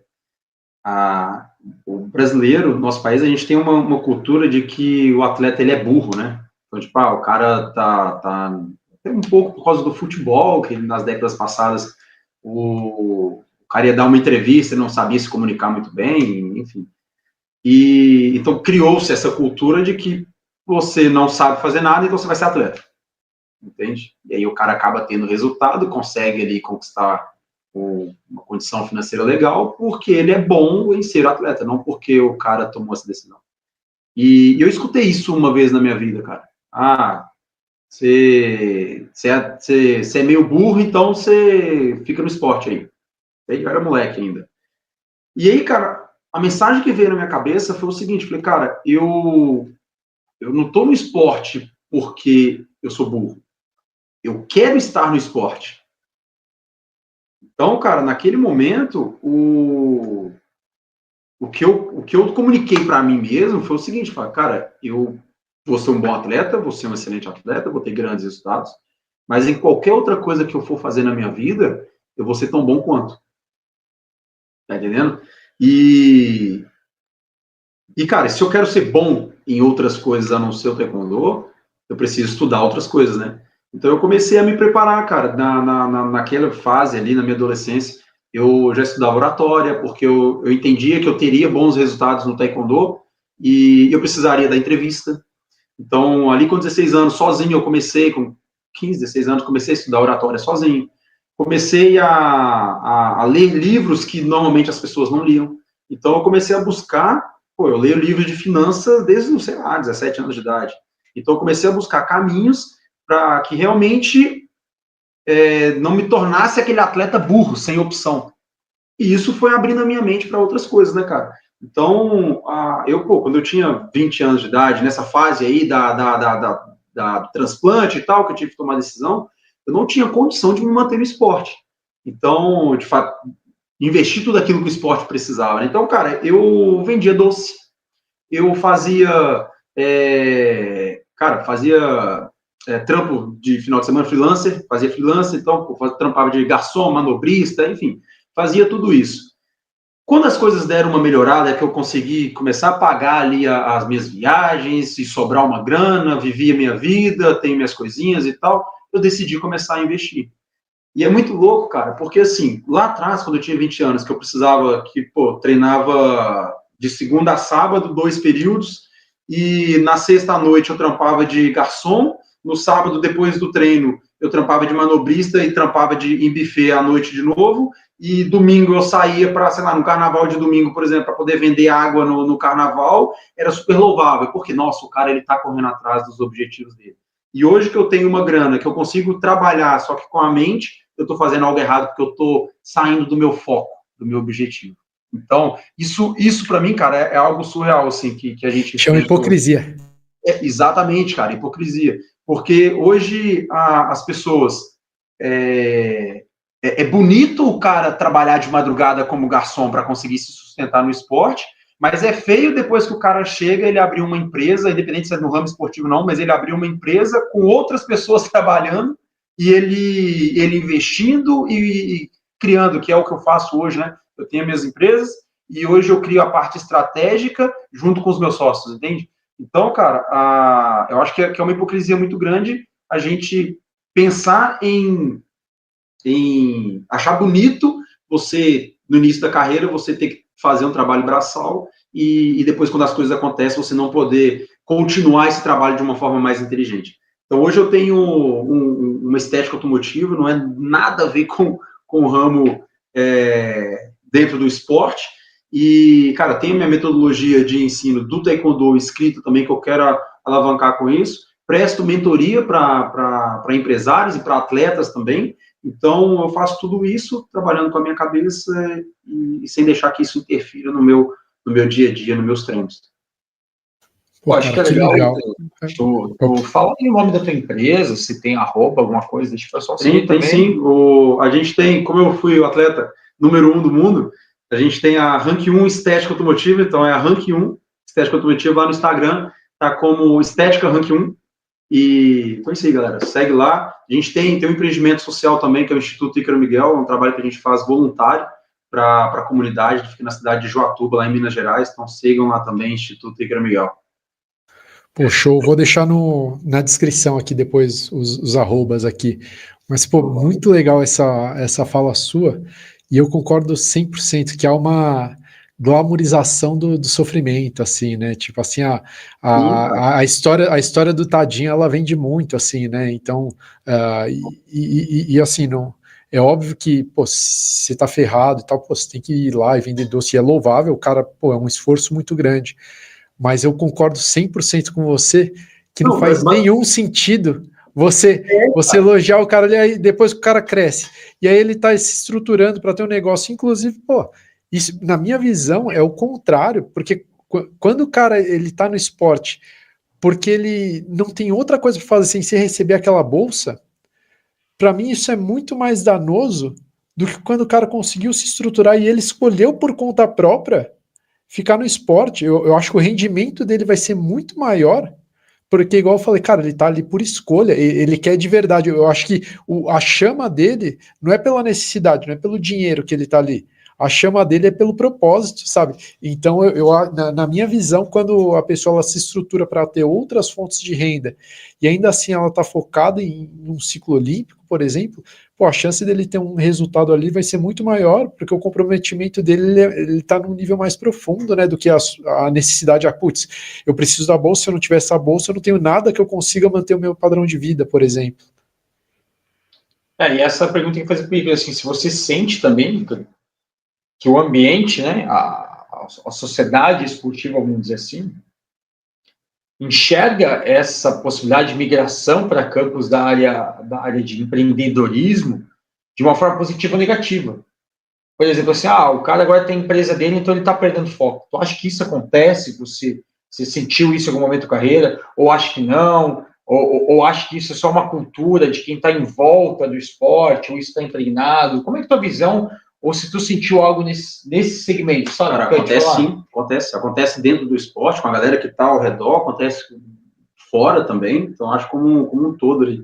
A galera meio que percebe, o que eu sinto é como se a galera te aposentasse antes da aposentadoria, entende? Como se você perdesse o foco. Exatamente, como ele está dividindo a atenção dele. Gente, claro que, pô, tocar uma empresa é fácil? Acho que não. Só que a primeira coisa que eu me preocupei é exatamente com isso. Falei, cara, onde que está o meu objetivo? Meu objetivo é construir minha medalha olímpica. E eu nem falo conquistar, eu falo construir, porque eu acho que a medalha olímpica ela é no dia a dia, é no hoje que eu vou conquistar ela, né? Então, eu estou construindo a minha medalha olímpica. Então, onde está o meu objetivo? É construir minha medalha olímpica. Se eu tiver que passar o meu dia dentro de uma empresa, eu vou estar construindo essa medalha? Lógico que não. Então, a primeira coisa que eu preciso são de pessoas capacitadas para tocar isso junto comigo. E em alguns momentos, eu vou estar ali presente junto, fazendo o negócio acontecer. Então, eu acho que isso acontece sim, e uma preocupação para evitar esse julgamento é você mostrar o tempo todo que existe pessoas que estão fazendo esse negócio junto com você, né? E aí tudo acaba se tornando tudo muito mais fácil. Interessante. Acho bacana essa discussão, porque eu percebo isso também na área do treinador. Às vezes, se você está abrindo outras linhas de ramificação, as pessoas também têm essa visão, assim, da vez para achar que você vai perder foco. Enfim, eu acho que... Mas é uma visão muito, sei lá, superficial. Então, beleza, o Bernardinho tem que parar de fazer as mentorias, as palestras que ele faz. E ele se tornou um treinador. E ele tem umas empresas aí também. É que as pessoas imaginam que ele já está consolidado, talvez seja isso, tempo. Mas é isso, eu acho que fica aqui um lembrete para todo mundo, né? Dessa possibilidade que você está vivendo, que a gente também vive, de tentar entender que, cara, a gente compreende que você pode e deve se desenvolver em outras áreas da tua vida e para buscar a tua prosperidade, buscar enfim, o teu impacto no mundo da forma que você achar necessário, não só tá dentro desse segmento, né? Com certeza. Show. Vamos passar para o nosso próximo quadro então, Erickson? Bora lá. Então a gente vai para o nosso quadro Perrengue Chique, que é o nosso quadro onde a gente fala de algumas viagens que não deram às vezes tão certo. Às vezes as pessoas acham que viagem é sempre só luxo, principalmente no esporte, de maneira geral, as pessoas que não são do esporte veem a gente viajando, vê como chefe de equipe, como treinador, tá indo na Europa, tá indo não sei aonde, e acha que a gente tá ali é só glamour e tudo mais, mas a verdade é que todas as viagens têm algumas histórias meio complicadas aqui. Então, Erickson, vou pedir para você conduzir aqui esse quadro. Perfeito. Eu queria, primeiramente, pedir para o Ícaro contar uma história para a gente aí, né, de algum perrengue chique que você passou aí, cara, numa dessas viagens da vida aí, desses países que você tava. Eu passei vários perrengues. Alinha um vários, legal aqui. Mas, cara, teve dois muito foda. Eu vou contar um da China. Você tem alguma coisa da China aqui? Tem. Até a gente postou esse podcast, foi sobre a China. Aí, ó. Vamos lá, vamos falar da China. Inclusive, vamos falar da China porque o Mundial esse ano é na China. A primeira vez que eu fui para a China, eu fui sozinho, assim, né? Eu e mais um amigo meu, um atleta na época, né? Guilherme Félix, inclusive. E, cara, a gente foi sem a delegação. Então, foi só nós dois, assim, para competir um evento, o Grand Slam. A gente chegou de madrugada lá na China e, cara, lá é uma loucura porque ninguém fala inglês, assim. Cara, é muito escasso você encontrar alguém na rua que fala inglês, né? Então, quando a gente chegou, a gente já tinha essa informação, a gente chegou com um papelzinho, entregou pro taxista, escrito o endereço onde a gente ia, e a gente tinha pego um Airbnb, né? Não era nem hotel, um Airbnb. Então, quando a gente entregou o papelzinho do endereço, o cara foi em direção onde precisava, ele não falava, era só mandarim. Chegamos no endereço escolhido lá que a gente tinha entregue pro cara, era uma vila, pô, tipo a Vila do Chaves, assim. E aí a gente olhou e falou, tá, mas, cara, tipo, isso umas 2 da manhã. E aí o taxista, tipo, desce daí, jogou a gente lá na rua, e a gente olhou, tipo, com papel escrito em mandarim, que era o endereço que a gente tinha. A gente olhava para as placas em mandarim, não encontrava ninguém na rua para perguntar, e mesmo os que a gente encontrava, tudo falava inglês. Isso era tipo, umas 2, 3 da manhã. E aí foi uma loucura, pô. A gente saiu andando pela rua, falou, cara, vamos sair andando. Não tinha internet, porque lá não tem internet. Então a gente precisaria ter baixado um VPN no Brasil e tal. Então foi uma loucura assim. Então saímos andando na rua de madrugada, correndo o risco de encontrar ali uma facção chinesa e vender os órgãos. Até, cara, andamos assim mais ou menos 1 hora, 1h30, até a gente encontrar um hotel ali, um hotel internacional, que tivesse alguém que falasse inglês e pudesse orientar a gente de alguma forma. Aí a gente conseguiu encontrar esse hotel, e aí a galera conduziu a gente. Realmente, o lugar onde a gente ia era naquela vila, só que tinha que passar por um beco, e aí chegava na casa onde a gente ia ficar. E aí, enfim, aí no dia seguinte foi um pouco mais tranquilo. Mas esse cara, eu acho que esse caso foi um caso, assim, cara, que emblemático. Foi loucura, porque a gente estava num ambiente, cara, era meio que parecia periferia, assim, sabe? E pô, na China, né, velho? Então, cara, e aí, como é que vai ser isso daqui? Era a minha primeira vez na China e tudo, então foi meio tenso, assim, mas depois a gente conseguiu achar o lugar e ficou tudo certo. Show de bola. Caraca, que pesado. Pô, mas ninguém tentou vender os olhos de vocês? Achei fácil. Não. Porque tinha uma córnea só. Ia ser mais barato. Ia ser mais barato. Pô, eu vou pedir para você escolher um, então, cara. Vou colocar aqui os que tem. O pessoal não está vendo aqui, mas atrás a gente fica para ver um pouco. Eu tenho um painel com todos os lugares que eu fui no mundo, trabalhando, e sempre trago uma lembrança desse local. Eu vou pedir para ele escolher um aí, para daí a gente falar aqui qual é o país e qual que é. Sofia, legal. Pessoal, então aqui, esse aqui é o da Bulgária, tá? Sofia, na Bulgária. Esse aqui é a lembrança que eu trouxe de lá, beleza? Cara, esse evento é muito bacana, que esse evento foi o Campeonato Mundial Júnior e Cadete, e esse aqui tem algo bem especial, legal tu ter escolhido isso, cara, porque isso aqui é um negócio que impactou de verdade o país. Cara, a gente chegou no Mundial Cadete lá, naquele período. Eu trabalhava na seleção júnior, então foi primeiro Mundial Cadete, depois Mundial Júnior, né? Então eu cheguei com a seleção júnior, teve o Mundial Cadete. Nos 7 dias do Mundial Cadete, o Brasil ganhou uma luta. Não é que ele ganhou uma medalha, vocês não entenderam. Ele ganhou uma luta, tá? O Brasil ganhou apenas uma luta no Campeonato Mundial, de 16 atletas, tá?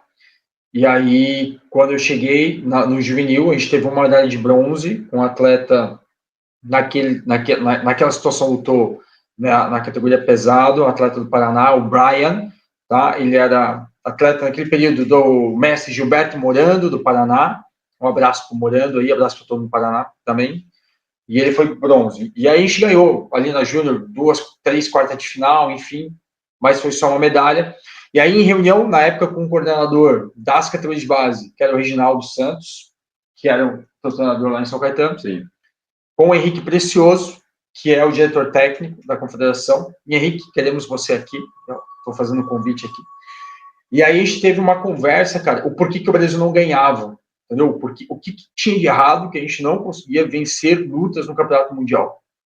E a gente começou, então, no primeiro momento, pensado no nível técnico. O que a gente tecnicamente tem que estar abaixo, o melhor dessas pessoas para ganhar a luta.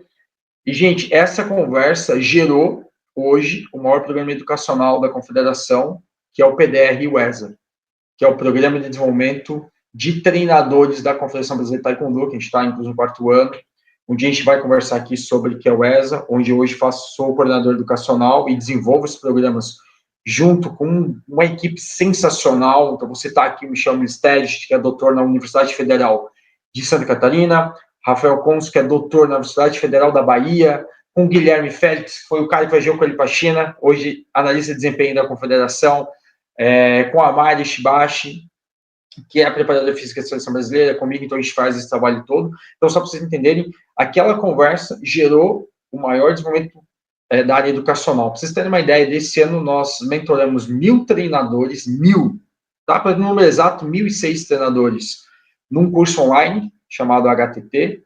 Depois nós tivemos 485 treinadores, tá? Que receberam informações e foram mentorados através dos programas PDR, que é o Programa de Desenvolvimento Regional, e agora a gente está com a segunda turma do ESA, que são 25 treinadores, 5 de cada região.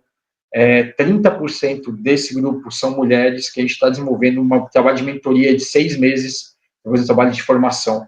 Então, tudo isso aconteceu numa barraquinha comendo pizza na frente do ginásio, porque a gente tomou uma ruim no Campeonato Mundial. Então, eu acho que isso aqui, cara, casou muito, na minha opinião, com a história do Ícaro. Você tem um problema... Eu ia falar exatamente isso, Eric. Cara, eu ia falar exatamente isso. De um problema que nós tivemos lá no Campeonato Mundial, gerou um processo de solução. Esse ano no Mundial, para você ter uma ideia, nós ganhamos 19 lutas. Nós aumentamos 1.900% as vitórias no Mundial Cadete, por assim dizer. E no Juvenil, a gente foi campeão pan-americano por equipes, tá? Então, vocês verem que alguns anos depois, o quanto isso reverberou positivamente, e acho que essa é a mensagem que o Ícaro trouxe para a gente aqui, quando você tem um problema, aceitar o problema, achar estratégias e desenvolver. Pô, muito bom, muito bom. Vamos trocar o quadro, então? Vamos para o nosso quadro Tiro no Pé, que é onde eu falo de alguns erros que são comuns na área do treinamento. E hoje eu queria aproveitar, a gente falar um pouquinho da questão da perda de peso do Ícaro ali, de categorias e tudo mais. E eu queria abordar um pouquinho essa temática aqui. É muito comum dentro das modalidades de combate as pessoas perderem muito peso para você lutar. A gente já teve historicamente casos de morte em menor de idade, então a gente já teve casos de morte escolar no wrestling dos Estados Unidos, a gente já teve morte no taekwondo ali, inclusive a gente tem hoje no taekwondo a pesagem randômica, depois que um ucraniano morreu, que eu acho que ele era menor de idade, se eu não me engano, quando ele morreu fazendo o processo de perda de peso. Então esse é um processo que, antes de tudo, quando ele é feito de maneira abrupta ali, com uma magnitude muito grande, ele pode causar morte, inclusive, não é só fazer mal para a saúde em longo prazo, falando, o cara pode morrer fazendo esse negócio aqui, inclusive, às vezes, sendo menor de idade, tá? Então, esse é um primeiro ponto. E o segundo ponto, a gente tem que entrar num balanço. Eu já vi atletas que às vezes sobem de categoria e começam a ter um desempenho melhor na categoria de cima do que ele tinha na de baixo. A lógica sempre do processo de perda de peso, ela é meio clara. Se eu vou ter mais massa corporal que o meu oponente, eu vou ter uma vantagem competitiva, né? Então, se eu tô 2 quilos mais pesado que o meu oponente, possivelmente eu vou ter uma vantagem de força, enfim. E qualquer vantagem competitiva a gente tem que explorar. E principalmente modalidade strike, pô, quem já pega modalidade de troca, toma soco na cara ali e tudo mais, pô, o cara ser mais pesado, isso daqui faz muita diferença. E eu concordo, a gente sempre vai buscar isso daqui, essa vantagem competitiva nesse sentido. Porém, existem alguns balanços que podem puxar o seu desempenho para baixo. Então, o primeiro deles que eu queria trazer é um conceito do treinamento que a gente chama de taper. Então, o que é o taper dentro do treinamento esportivo? Basicamente, a nossa performance esportiva, ela é uma subtração do meu condicionamento pela minha fadiga. Já volto. Tranquilo. Basicamente, a nossa performance esportiva, ela é uma subtração do nosso condicionamento pela nossa fadiga. Então, imagina que eu estou muito bem condicionado, mas se eu estou muito fadigado, a minha performance vai ser ruim. E aí, normalmente, as 2 últimas semanas antes da competição, o que a gente faz? A gente cai o volume. Volume é quantidade. A intensidade, a gente mantém intensidades elevadas, que é basicamente o que a pessoa precisa ali para a hora da competição, mas a gente aumenta tempo de intervalo, a gente diminui tempo de repetição, ali, tempo de exercício. Isso vai fazer com que a fadiga do meu atleta caia. E aí o que acontece? Ele não vai ficar descondicionado em 2 semanas. E aí o que acontece com a minha performance? Ela tende a subir. E a gente tem várias evidências do efeito do taper. Tá? E é muito comum até, às vezes, antes das 2 semanas de taper, você dá 2 semanas de choque, aí você tem uma supercompensação. Então a gente tem evidências mostrando que isso daqui ela funciona relativamente bem. E aí, é aqui que a gente consegue ter o pico de rendimento que a gente fala. Só que quando o atleta ele precisa perder peso, o que a gente faz? A gente aumenta o volume dele em intensidade baixa. Então, por exemplo, o cara vai ficar correndo todo dia, aí ele desidrata pra caramba. E isso quando o cara tem gente que nem o conhecimento de desidratação tem direito, então o cara não sabe fazer uma hiperidratação para desidratar, e tem cara que começa a desidratar muito antes, aí o corpo para de perder água ali, enfim, sem contar essas coisas, eu não vou ficar dando dica de perda de peso aqui, não acho legal, mas enfim, além do desconhecimento do próprio processo de como que você faz para desidratar de maneira mais eficiente, então isso daqui faz com que esse processo de perda de peso ele seja concorrente com a nossa performance. E aí, então, só isso daqui já exige um balanço. O que ia compensar mais? Eu chegar melhor na luta, ou eu chegar com mais massa, mas eu chegar fadigado. Então, isso daqui é um balanço que a gente tem que ter. O segundo ponto que influencia, na minha visão, é a própria mente do atleta. Então, tem atletas que durante a semana da competição, ele só pensa na perda de peso. Então, ele não está se preocupando em aspectos táticos que ele vai fazer. Então, assim, em teoria, se fosse uma modalidade que não envolve perda de peso, naquela semana competitiva, você estaria fazendo ajustes táticos, focados no que você de fato vai fazer ali na hora da luta, no timing das decisões que você vai tomar, e o cara ele só pensa na perda de peso. Tem cara que, assim, a competição é bater na balança, ufa, pode acabar aqui. E aí, isso gera, na minha visão, alguns problemas. Primeiro que eu acho que não leva o melhor da performance, porque o atleta ele não está focado na questão técnico-tática, então isso influencia, isso vai entrar na balança, além da questão do cara chegar fadigado, ele não está focado muitas vezes na parte técnico-tática, mas exige um custo mental muito grande, que eu questiono o quão sustentável é isso em longo prazo. Tanto que é muito comum, às vezes, você vê atletas de categorias muito leves, assim, o cara não consegue, você só vê atleta novo, você não vê atletas mais velhos em algumas categorias muito baixas, porque o cara não consegue sustentar, não é sustentável isso daqui. E aí, tanto muitas vezes, quando a pessoa sobe de categoria de peso, pô, fala, eu já ouvi relatos, pô, tô lutando, pô, foi feliz aqui, cara, foi gostoso lutar o campeonato, o cara perde o tesão de lutar as competições por conta desse processo de perda de peso. Então, isso daqui ele é um ponto que a gente tem que colocar numa balança o quanto ainda está sendo vantajoso. Então, assim, existe uma magnitude, não é que você vai você não vai perder nada de peso. Inclusive, a gente tem evidência ali que mostra, 5% de peso você consegue perder sem ter nenhum tipo de problema de performance, tudo mais. Performance, né? Exato, sem perda de performance e tudo mais. Então, assim, a gente tem evidência, então você tem que manter um menor percentual de gordura, você tem que baixar um pouquinho de fato, você tem que se manter um pouquinho acima da categoria de peso, isso daqui é um fato, mas existe um balanço do o quão eficiente é essa magnitude de peso que você vai perder. Existe uma certa magnitude de peso que, cara, talvez valha você repensar para lutar na categoria de cima. Então essa é uma reflexão que eu gostaria de trazer aqui para o Tiro no Pé, porque eu já vi bastante atleta errar nessa questão de perda de peso, e treinador também errar nessa decisão. Já vi muito treinador errar, principalmente na decisão na categoria de base. Então você pega uma seletiva que é para um campeonato que vai ser no ano que vem, por exemplo. Aí, um atleta que está com 15 anos, está em fase de desenvolvimento. Aí ele já na seletiva faz o moleque perder peso pra caramba. Cara, daqui a um ano ele vai perder quantos quilos ele vai perder?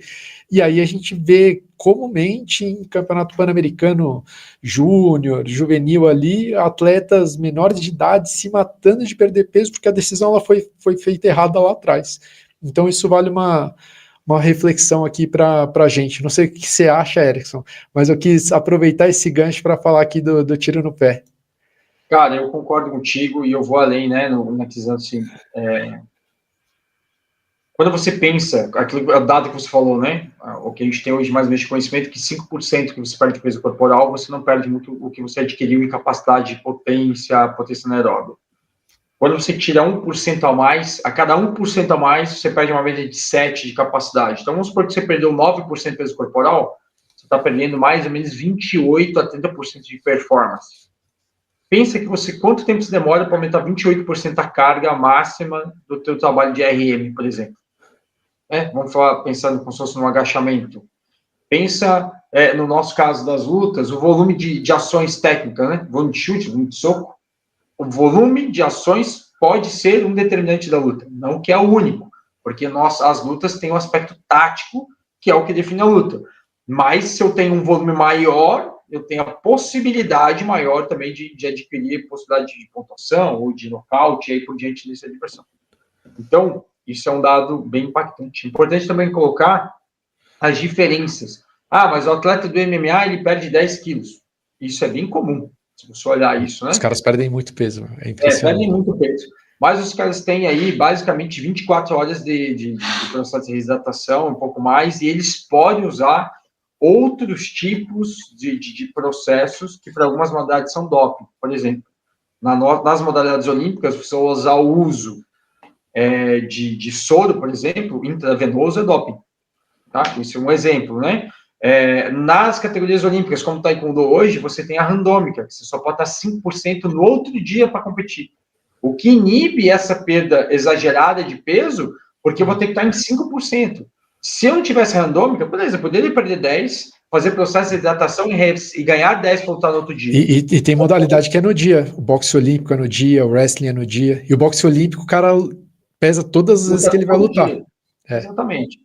Então, você vê que é muito mais inteligente o cara estar próximo à categoria de peso dele, o mais real possível, e eu acredito que isso vai alterar, inclusive, a parte morfológica do atleta. Eu vou estar mais perto do peso dele, talvez os atletas sejam um pouco mais baixos, talvez a envergadura um pouco menor, porque o cara não vai ter essa problematização de perda de peso. E de novo, isso impacta muito também como o cara entra psicologicamente na competição. Porque se você treina mal os últimos 20 dias da competição, como é que você vai estar psicologicamente? Será que você vai estar bem psicologicamente? Então, isso porque eu já vivenciei com estratégias nutricionais diferentes para os meus atletas perdendo peso. Eu tinha atletas meus, por exemplo, que tinha um corte de carboidrato bem antes da competição, tá? Já tive experiência de cara ter talvez 15 dias, 14 dias, e os últimos 7 dias o cara treinava muito mal ao ponto de, cara, eu não vou ganhar nada, velho, tá horrível. Então, além dele se tornar um cara insuportável, né? Não, essa parte eu não vou nem falar, mas assim, veja que o cara bateu o peso, mas ele estava bem para ganhar a competição? Essa é a pergunta, porque psicologicamente ele estava abalado.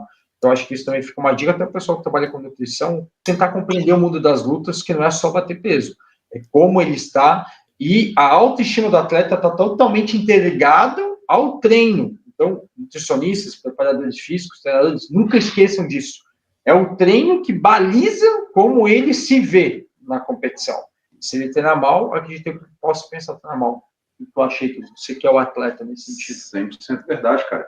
E eu acho que um erro muito comum entre os atletas, a gente até falou um pouco sobre isso aqui hoje de uma forma diferente, mas é baixar esse peso de forma errada. Então, esse cara, às vezes, ele tem uma dieta, tá, beleza, você precisa baixar 5% do seu peso, cara. Eu tirar 5% do meu peso corporal desidratando, eu tirei um treino. Então, isso para mim é super fácil. Só que o meu peso, eu fico mais do que 5%. Só que eu desidrato todo esse peso? Eu acho que não. Então, eu começo uma dieta antes, vou fazendo a minha dieta com acompanhamento, eu faço o meu plano, né? A gente não falou de fazer um plano e seguir ele aqui hoje, então eu faço o meu plano junto com os profissionais que estão junto comigo, e eu baixo o meu peso, chega lá no final, se precisar desidratar, eu desidrato um pouquinho só e eu não perco performance. Então, acho que o tiro no pé, que é o nome do quadro, é exatamente esse, é o cara fugir da programação que foi feita. Ele não fazia aquilo que precisaria ser feito, entende? Então, enfim, concordo 100%.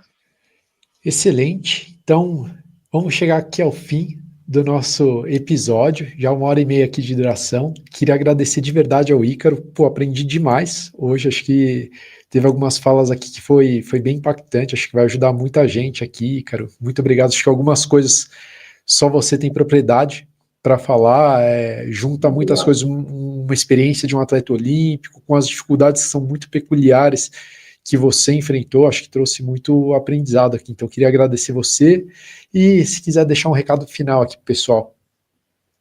Cara, o recado que eu quero deixar o recado para aquele cara que está começando, sabe? Meu pai, ele me ensinou uma parada, meu pai sempre falou uma frase para mim que é muito impactante. Até hoje, assim, quando eu estou em dúvida de alguma coisa, eu penso nela. Nada é impossível para aquele que atreve a escalar as alturas.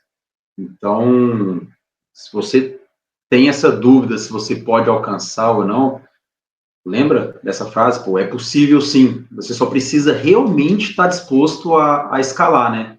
Então, olha que legal essa frase. Nada é impossível para aquele que se atreve a escalar. Não fala que aquele que se atreve a estar lá, né? Escalar, ou seja, você precisa passar pelo processo. Então, se você realmente estiver disposto a passar pelo processo, é possível chegar. Eu deixo essa frase do senhor meu pai aí, Oroni, o nome dele. Nome exótico, mas é... Excelente, excelente. Muito boa frase. E você, Erickson? Não, cara, eu só queria agradecer de novo, Diegão, a parceria, a gente está aí, poder discutir, levar essa informação de verdade para as pessoas. Agradecer o Ícaro, irmão, obrigado, cara. Tamo junto. Tá? Eu pedi para ele atender prontamente, está se preparando para o Mundial aí. A gente está entre treinos, o nome é entre rounds, a gente está entre treinos. A gente vai correr daqui, vai voltar para a parte do treinamento da tarde aqui. Obrigado, cara, por contribuir tua história. Tenho certeza que ela vai impactar pessoas dentro e fora do esporte. Cara, que a gente consiga, que você consiga permanecer totalmente saudável do jeito que ela é. E que independente que os resultados venham dentro ou fora da carreira esportiva, cara, que você realmente alcance tudo que você merece. Que é um cara que trabalha todo dia, velho. Eu tô com o cara aqui, eu posso dizer para vocês que é um cara que trabalha, que entrega. E, Diego, muito obrigado de novo. Eu sei da tua corrida também, como a gente está sempre aí. Obrigado pela parceria, cara, e obrigado por oportunizar a gente poder conversar como se fosse uma mesa de bar aqui, trazer algo que, na minha opinião, são coisas que são de verdade. Eu que agradeço, pô, para mim é um privilégio aí conversar com gente que gosta de esporte. A nossa profissão às vezes é um pouco solitária, tem poucas pessoas que a gente consegue conversar em um determinado nível, e, pô, para mim esse podcast para mim é quase uma terapia, pô, falar de treino de verdade com pessoas seletas aqui, pô, eu acho excelente, então só agradecer a oportunidade. Então, você ainda que não está seguindo a gente, segue a gente no YouTube, deixa aquela curtida aqui que, pô, esse episódio valeu uma curtida, hein? Então, grande abraço e compartilha com aquele amigo que vai se impactar e vai aprender com o episódio de hoje. Grande abraço e até mais. Valeu.